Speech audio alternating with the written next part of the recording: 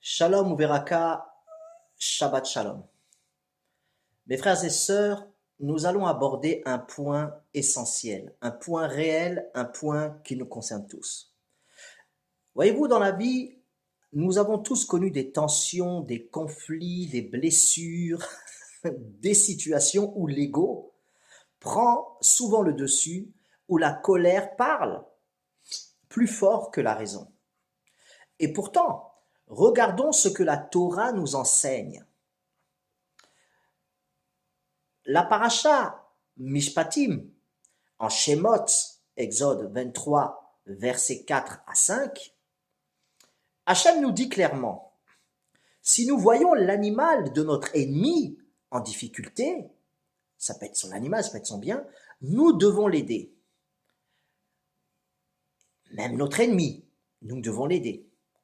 Ce n'est pas une parole simple, ce n'est pas une parole confortable et c'est en fait une exigence d'Hachem. Pourquoi une telle exigence? La question n'est pas qu'est-ce que je gagne, mais Hachem nous le demande. Parce que l'animal, lui, ou le bien de notre ennemi, est innocent. Il ne porte ni conflit, ni haine, ni responsabilité dans ce qui nous oppose à son maître ou à son propriétaire.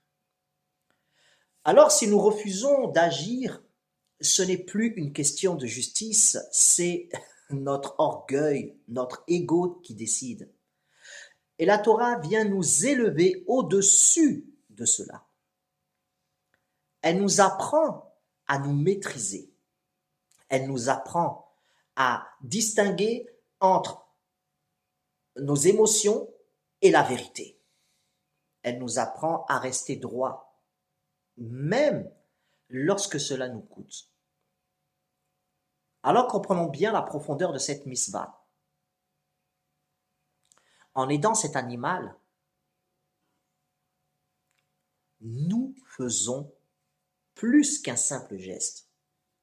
Nous brisons l'orgueil, nous apaisons la haine, nous rétablissons une forme de justice là où il y a une fracture. Et il est important de le dire avec justesse. Lorsque Jésus, Yeshua, a parlé d'aimer son prochain, dans les évangiles, il s'exprimait dans cette continuité juive enracinée dans la Torah puisque Jésus est juif. Vaikra, Lévitique 19 à 18, tu aimeras